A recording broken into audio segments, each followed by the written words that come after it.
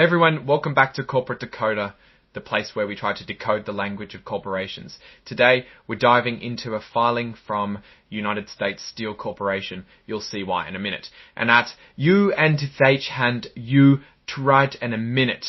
Here's the headline: US Steel has been fully acquired by Nippon Steel, a Japanese company. This document details the final steps of that deal, what it means for shareholders, and some interesting agreements made along the way. We're talking billions of dollars changes in ownership and even a special share being issued to the US government. If you appreciate getting straight insights from corporate documents, make sure you're subscribed. We also have a Discord community linked in the description below. It's a great place to discuss these filings and investment strategies. This is a Form 8K, a current report companies file with the Securities and Exchange Commission, or SEC, to announce major events. In this case, it's all about the finalization of the merger with Nippon Steel. The key date is June 18, 2025, marking the official end of US Steel as an independent entity. The document confirms that United States Steel Corporation is the company in question, based in Pittsburgh, Pennsylvania.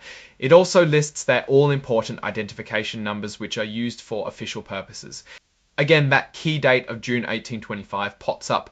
This is the date that matters for everything discussed in this report. Now let's get into the meat of the deal. According to the document, US Steel and Nippon Steel finalized their merger agreement from December 18, 2023. A subsidiary of Nippon Steel, so it's owned by them and Dippyorfine. And what did US Steel shareholders get out of this? Each share of common stock was converted into the right to receive $55 in cash. So if you own shares, you got $55 for each one.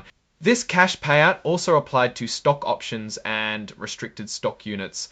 These are forms of stock used to pay employees. These were cashed out based on the $55 per share price.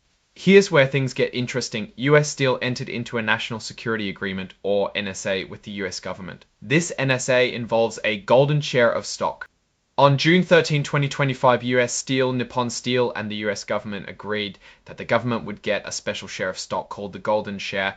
The golden share gives the US government certain rights with respect to US Steel, especially concerning important matters like governance, domestic production, and trade. It's the government's way of keeping an eye on things after the company is owned by a foreign entity.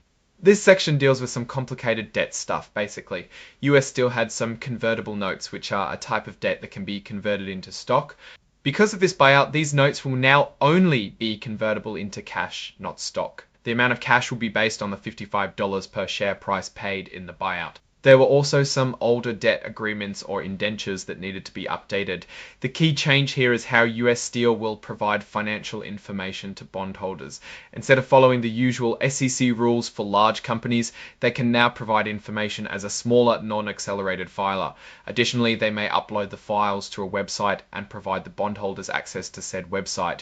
This section summarizes the completion of the acquisition. Basically, Nippon Steel now owns US Steel. The agreement and all its details are referenced in this section. This part talks about the debt again. The merger treated certain clauses in the convertible notes, giving the holders the right to sell their notes back to the company.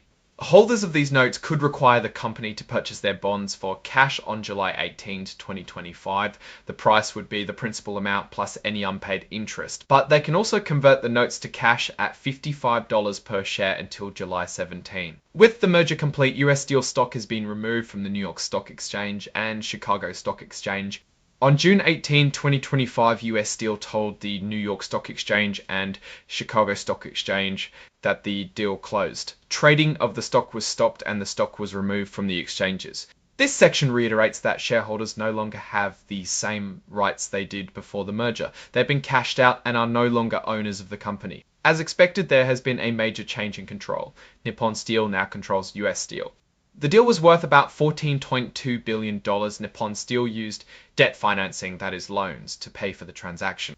The company's articles of incorporation and bylaws, these are the rules for running the company, have been changed to reflect the new ownership. The company will further change its certificate of incorporation to issue the golden share. These are legal documents outlining the new rules for the corporation, adjusted to reflect its status as a subsidiary of Nippon Steel. Finally, the document is signed by Scotland M. Duncan, Senior Vice President, General Counsel and Secretary of US Steel, confirming the accuracy of the report. So let's step back and look at the big picture. US Steel, an American icon, is now owned by a Japanese company. The shareholders got a cash payout. The debt holders had their agreements updated, and the US government secured some influence through the golden share. From Nippon Steel's perspective, this acquisition gives them a bigger foothold in the American market and expands their global production capacity. They're betting on the long-term demand for steel and the strategic importance of having production facilities in the US. For the US, there are both potential benefits and risks. Having a strong steel industry is vital for national security and infrastructure, but now the industry is owned by a foreign entity. This is why the government negotiated the National Security Agreement to protect US interests. Now, let's give my opinion. It's never a good thing when you lose a major company's headquarters. But as a society, are we concerned with what truly matters? I feel as though Nippon Steel will be in trouble, seeing that they are heavily in debt in an industry that is known and infamous for constant cycles. I don't think there is much upside here for the company, and I would personally stay away from this deal. Alright, that's our breakdown of US Steel's final filing as an independent company. What's your take on this acquisition? Do you think it's a good deal for Nippon Steel, for the US, or for anyone? Drop your thoughts in the comments. If this analysis was valuable, hitting that like button really helps, and subscribe for more deep dives. Don't forget to check out the Discord in the description. Thanks for watching. See you next time.